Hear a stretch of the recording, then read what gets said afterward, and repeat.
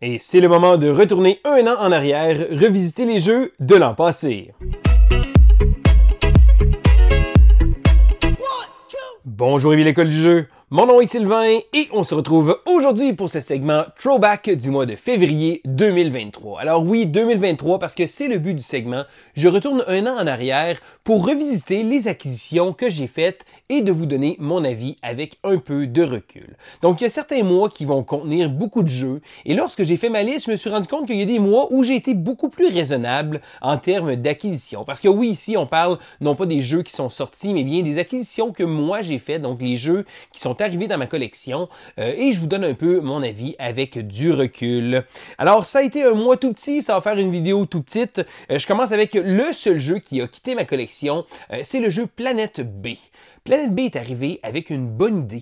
Un jeu dans un univers que la Terre est terminée. Maintenant, on a essayé de développer une nouvelle planète, la planète B. Mais que voulez-vous? L'avarice des grandes méga-corporations s'est imposée et on contrôle une de ces méga-corporations-là et on doit tenter de réussir à faire prospérer un peu plus notre corporation. Donc, c'est un petit thème un peu sombre, mais pris avec un peu d'humour, avec des tuiles puis des choses comme ça, des bâtiments, des cartes, avec un petit clin d'œil quand même. Donc oui, c'est un thème un peu sérieux, mais j'ai trouvé que le thème était bien utilisé.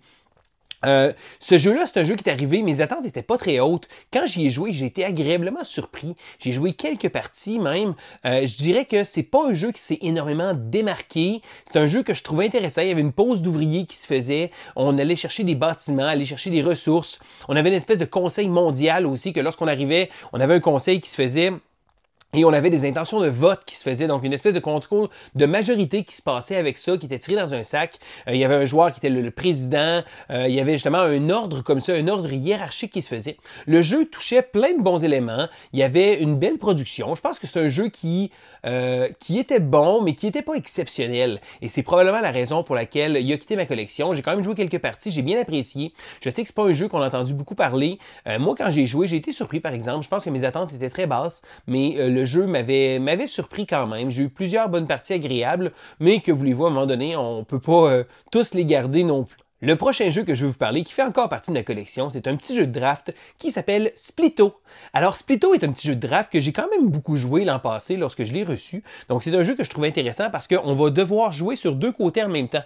Donc on va devoir se faire un tableau entre les joueurs, donc selon nos deux voisins, on va avoir des différentes conditions, différentes choses à faire comme ça. Et le scoring va être très important parce que je pense qu'on va marquer les points du plus bas des deux. Donc on doit essayer de travailler un peu les deux côtés en même temps. J'ai trouvé que c'est un jeu qui était intéressant.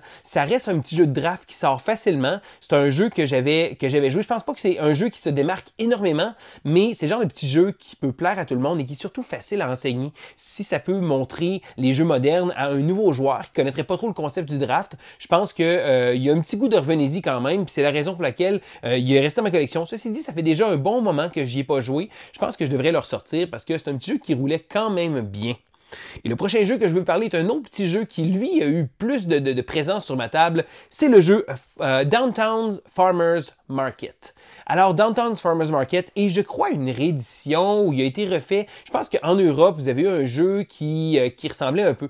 Alors, à la base, qu'est-ce que c'est? C'est qu'on va devoir se construire avec des tuiles selon certaines conditions. Donc, on va se faire une grille, je crois, de 4 par 4 ou 5 par 5. Et chacune des colonnes et des rangées va avoir un objectif à marquer.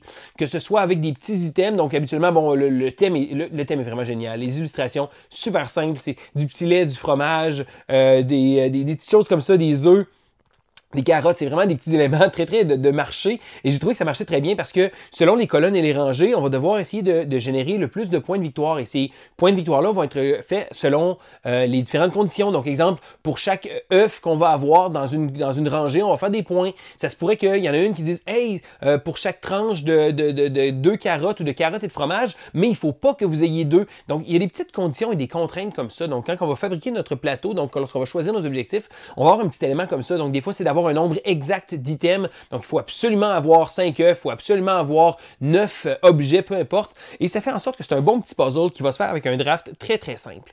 Le jeu utilise, bon, le système de draft encore de tuiles qu'on va avoir sur la table, mais J'ai trouvé que le jeu est facile à prendre en main, facile à montrer aussi. Puis, je sais pas pourquoi, je pense que je trouve que le art est vraiment génial. La direction artistique est tellement simpliste, mais ça marche bien, c'est joli et ça fait un petit jeu qui est le fun à sortir, qui est facile à sortir aussi. Une belle petite boîte, je pense que c'est un jeu qui gagne à être reconnu.